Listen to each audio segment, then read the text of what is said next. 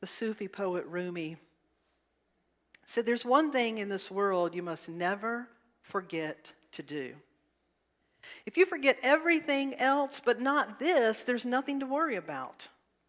But if you remember everything else and forget this, then you will have done nothing with your life." It's as if a king has sent you to some country to do a task, and you perform 100 different services, but not the one you were sent for. You're here to do this. Remember the deep root of your being and give yourself to that, to the one presence which already owns your breath and is your moments. Wow. The words of a mystic.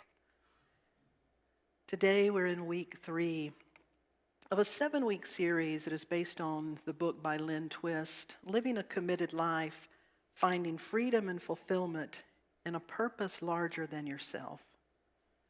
Today we're talking about old narratives, old stories. Do you all know that you have a story? And these inner dialogues, narratives, we have our perspectives and new possibilities. And what it means to bring awareness to the fact that we all have that.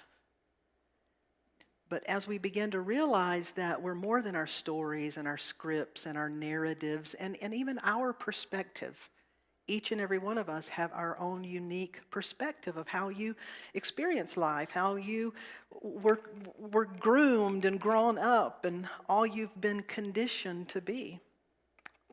It's very unique. You're non-repeatable in that sense. And so we're going to see life from our very unique colors and conditioning and who we are. But world and the life becomes very different when we realize that we all come from those different places. We all see through our unique lens, but that's not the full picture. That don't forget the deep root of your own being, which is part of the deep root of your being, which is part of the deep root of all being. That there's the story you, and there's the spirit in expression you. And so how to make that more practical in our life, and then let's get really personal, and let's talk about Israel and Palestine a few minutes to really make it apply all the way. But let's work ourselves, create some understanding in getting there. There's a father who picked his son up from school. His son got in the car and slammed the door, put his seatbelt on. Ugh, I hate this place. Stupid people. Dad driving and says, "Ooh, sounds like you had a day like I had, son. Stupid people, stupid school. I don't want to be here."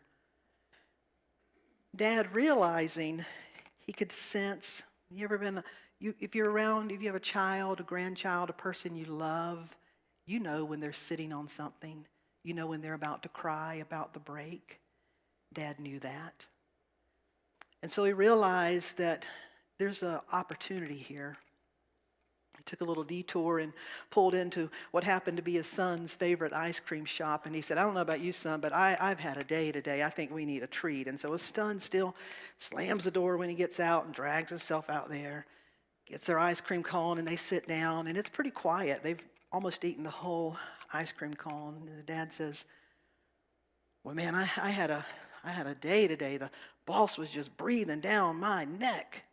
And his son looked perplexed, and he said, "I thought you were your boss." And his dad said, "I am."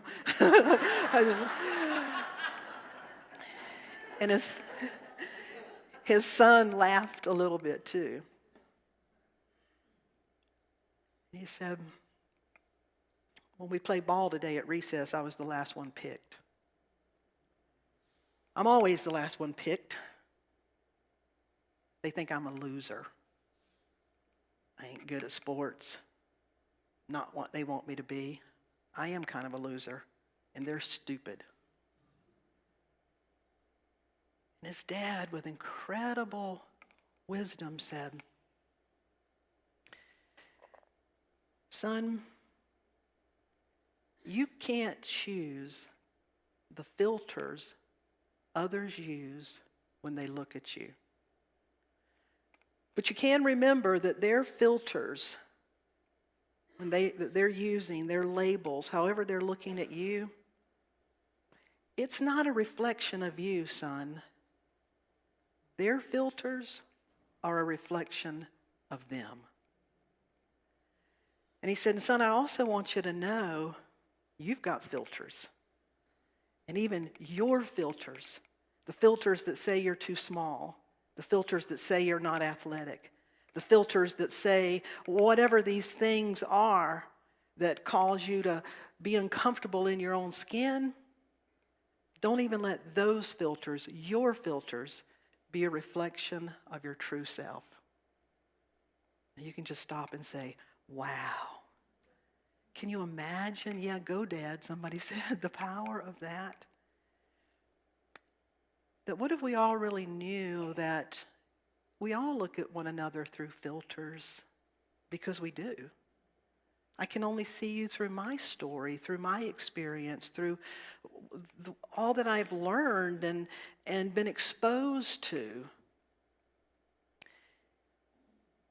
And it's very relieving when we realize that your reflection of me is really not about me.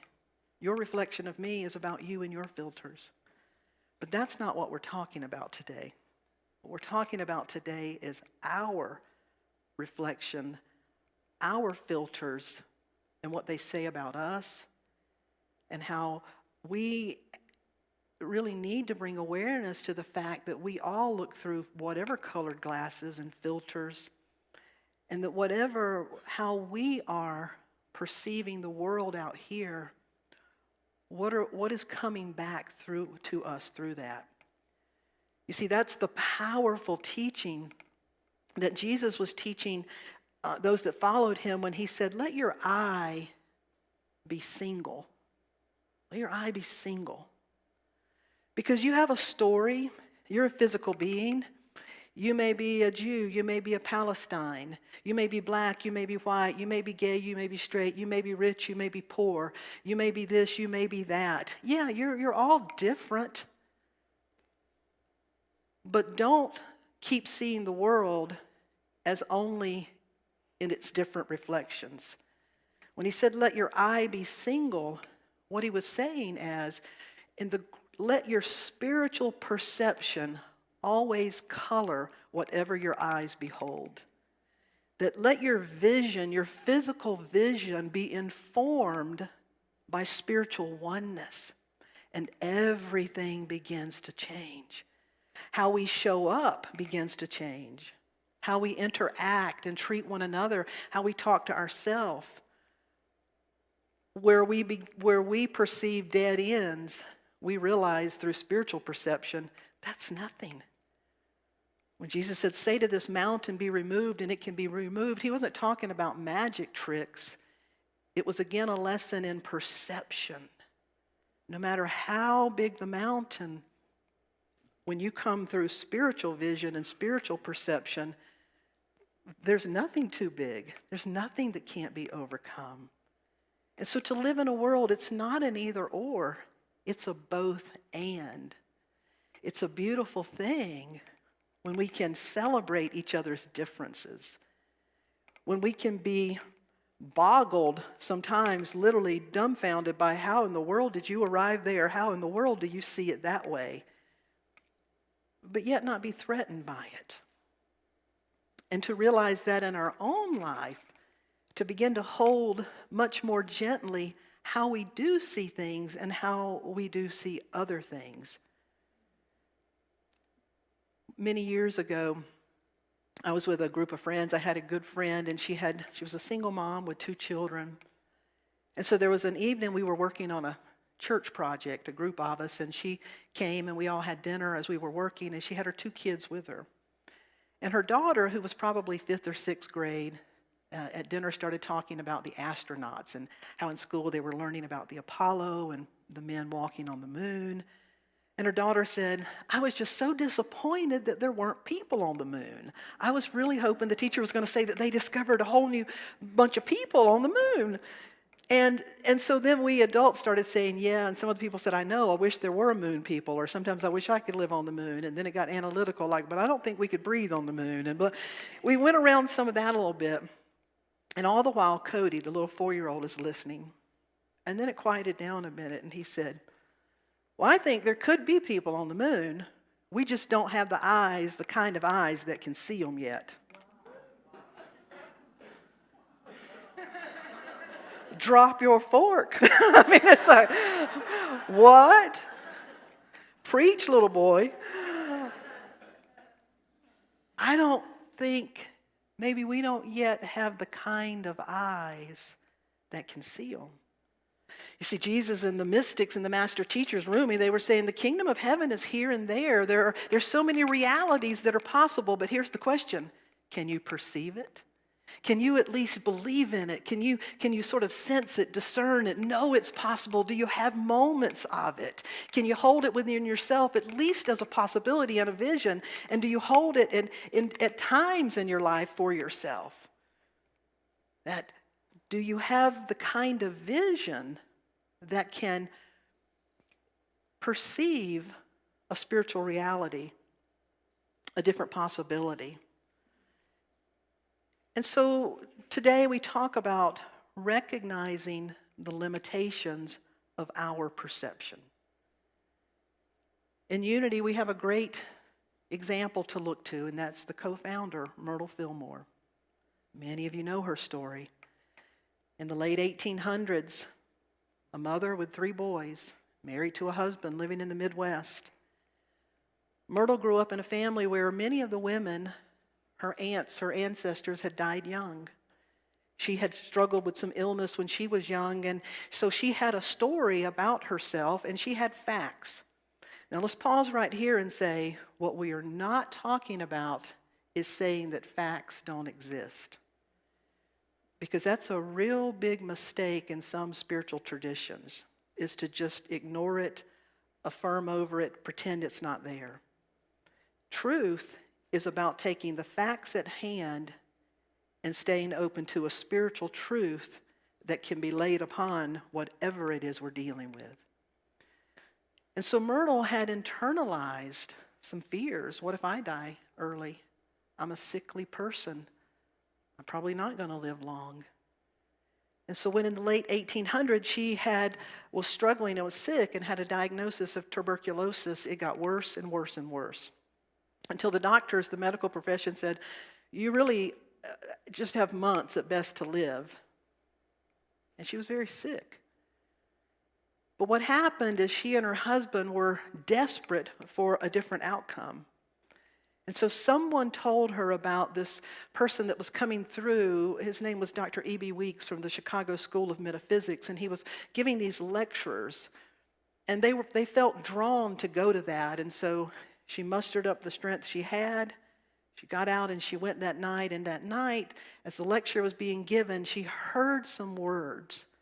She heard the lecturer say, you're all children of God. You're a child of God. And you inherit the life of God. You don't inherit sickness. Now, Myrtle had one of those moments where the hairs on her arm stood up because it was touching a story that was ready to be healed. You see, what wanted to be healed, what always wants to be healed, is the story, the illusion. That would have us believe that we're locked into our earth suit, that our wholeness, that our well-being, that our worthiness is limited to the packaging that we're in, versus realizing, no, honey, I'm the light. We're the light, and I'm meant to bring that light to bear and do all I can with this package and make the best of my capabilities. So Myrtle Fillmore heard, I'm a child of God. I don't inherit sickness. I inherit the life of God. And she began to work with it, and it did not happen like that. It took about 18 months. But if you read her story, what began to happen was the thing that got healed was her story, her beliefs. She had to realize she had perceived herself as a certain way, and she was being called on to have spiritual vision. It didn't mean that she didn't do remedies and treat the facts, deal with the illness, do her best to be with it. But as she began to lay claim to her spiritual inheritance, that became more important than the other. And as was her case, she experienced a complete physical healing and lived to be in her 80s. Now, if you have a challenge and you're not physically healed, don't look at that as failure. Every story and every healing is different. Trust yourself. But if we all aim for the ultimate healing to be, heal my case of mistaken identity, let me know my roots of oneness, let me know the truth of my being, let my soul rest in that, and from that wellness, let my life overflow. That was Myrtle Fillmore's story. In the scriptures, there's a story of a man called Saul who had a transformation, and his name was changed to what? Paul. And if you remember Saul, as the story goes, now in Unity, when we look at the Bible, we're looking at it as a text that includes characters that are telling us something about the characteristics of our spiritual journey. At its deepest level, the Bible is a story from Adam consciousness, from one who perceives themselves as outside the kingdom, separate and cast off. It's a story from Adam consciousness to Christ consciousness, one who is with the image and likeness is God, and they are one. And so we can look at these characters and think, well, something in their life applies to my spiritual journey. Well, so it was with Saul. Saul was very dedicated. He was out to persecute the followers of the way, who in our language today were the Christians. Jesus, this radical rabbi, and these people were talking about things that were going up against the Orthodox religion at their time. And so he was a man of the law, and he was out to shut them down. And as the story goes, one day he's traveling on a road to Damascus, and while he's on his horse, this blinding light, he's literally blinded by the light, falls off the horse, can't see, and somebody has to help him. And there's a journey that he goes through where he becomes completely vulnerable. Now look at the metaphysics here. He's lost all sight. He can no longer see life the way he used to see it. He can no longer perceive life the way he used to perceive it. And he has this radical transformation where this voice speaks to him and says, why are you persecuting me? Why are you persecuting God, the Christ of your being? Why are you persecuting me? It's your own self. It's me you're fighting against. And as the story goes, he has this incredible awakening. His name is changed because in that tradition, your name was an expression of your nature. And so if you had a radical change, well, then your name, your nature had to reflect it. So that's why he went from Saul to Paul. And as the scriptures say, he became one of the most dedicated followers of Jesus at the time. How does that apply to us? All of us have our stories that we live in. Some of them you know. You grew up and you saw things a certain way. In my lifetime, I grew up in eastern North Carolina. I literally lived in a street where the whole street, aunts and uncles lived in the houses beside me. My grandparents had grown the land. We could run around anywhere because it was all family. I went to church with family. My uncle was the minister for a while. I saw like this. I saw the way they saw. Ram Dass calls it our somebody training. We all go through our somebody training. This is who you are. This is what you're good at. This is how you're supposed to act. And boys better not cry. And boys better not be, vulnerable. And girls need to act like ladies. And for heaven's sakes, don't be too loud, Amy. And whatever it is that people will try to make you fit. She's like, I'm a little Jewish girl. They try to make you fit in their mold. But as a young, impressionable child, we pick that up. And sometimes your very safety depends on being able to follow that. And that's why Ram Dass says we all reach a point of we have to get rid of our somebody training and open up to the greater spirit of our being. And so you've had it, I've had it. We all have had that. And so to realize that whatever I'm looking at in life, I can only see it from the place that I stand, from the way that I see it.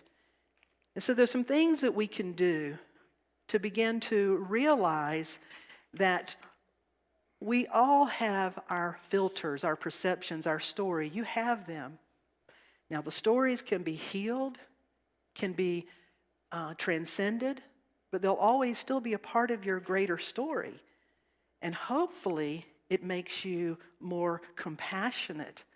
Hopefully, it makes you realize that others are in their story too. And so what are some of the things we can do to move beyond our internalized story? Number one is know you have one. Number two is know they do also. Number three is begin to bring awareness to differentiate the roots of your being, your spiritual self, from your story. You still have a story, you still have your differences, but you are in awareness of it rather than it being in possession of you. That's a huge difference when you begin to be in awareness of it, and it no longer just runs unconsciously through you. Know you have one. Know that they have one. Be able to differentiate yourself, the root of your being, your spirit, from your story, from your limited perspective. And number four, learn to place it all in what I'm going to call today the Sacred Heart. Someone once asked a teacher, what is consciousness? How do you describe consciousness? And a teacher went up to the blackboard and drew a whole bunch of dots. If you can just imagine a whole pile of dots on that big screen. The teacher drew this little circle around some dots and said, this is your consciousness, this is your awareness, these are your experiences, this is where you are in the universe, this is all you know.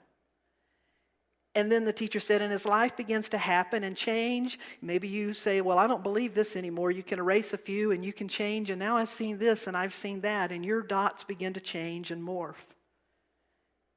But what real spiritual awareness is about is realizing that at any time on this earth, you are still experiencing life through some of the dots, and yet there's a part of you that is that screen that holds it all. That's the consciousness, that's the sacred heart, to learn to realize that that's where we're held and we can hold one another in that space, and that's where the healing and the transformation takes place.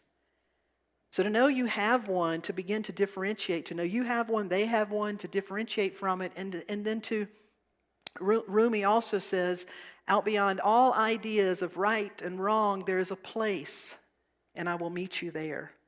Out beyond all form and label, there's a place, and I will meet you there. And that's the place that we want to spend time in, because that's the place that helps us more fully identify, as Jesus and other master teachers, they reach such a point that they no longer operated as their story self. They operated as the oneness of spirit. But if you read the scriptures, a whole lot of times Jesus said, let me come apart for a while. It means having to return and have quiet time and go back and back and back, because you're going to get caught up one day in this day and age of social media, of news, of people's opinions, one day, and you can be so wrapped up in all of that that you lose sight of everything. Amen? You think, like, I'm doing great, but now I have to get out of bed and actually drive somewhere. And so it's not just going to be a 1, 2, 3, 4 step and done. It's a constant, everyday practice. Some of the things that you can learn to do is watch your language, is to say things like, well, from where I'm standing, this is the way I see it. From my vantage point, this is the way I understand it.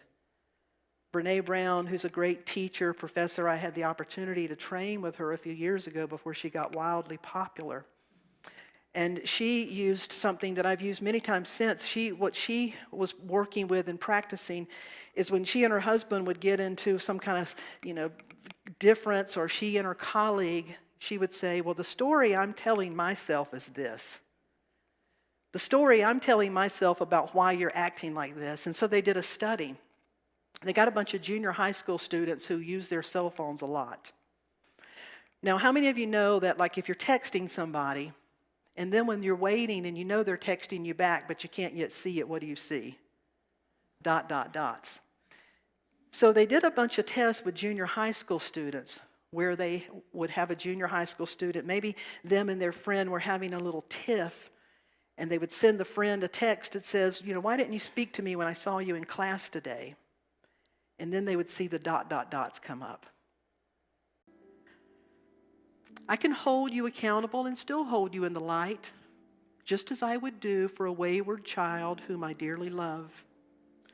And if danger knocks at the door and I must protect my household, I will do so, yet with great sorrow and sadness, for it is great loss.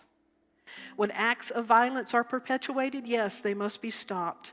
But let us be mindful of how much energy we put into gearing up for the fight versus gearing up to be people of light and people of peace and building bridges of understanding, of fostering and nurturing healing ways and inclusive ways, and of developing hearts big enough to be the Sacred Heart. That's what we're here to do. How many of you are willing to gear up to be people of light as never before? And to allow this to bring out our compassion. If this hasn't moved us to compassion, then we really need to see what story am I hooked into. Because there is really nothing around this other than utter sadness. It's just sad. It is so sad. And hopefully it brings us to cry and to be compassionate and to say, what do I do? What can I do? And not give up. Because under that sadness, under sadness or joy, there's always love. And so lead us into that. So we're going to lay it down on the altar of love. So I lay it down and I set it free. I let my heart rest. I let it be. I lay it down. I set it free. I lay it down on the altar of love. Sing it out with me. I lay it down. I set it free. I let my heart rest. I let it be. I lay it down. I set it free. I lay it down on the altar of love. I invite you to close your eyes. Holy Spirit, we acknowledge that there's things at times that just feel so yucky and heavy. And why, we ask, why? Why does it happen? And so we allow ourselves to move into that place to become open and receptive. To do what we can do always. And one thing we can do always is to say, what story is this bringing up in me?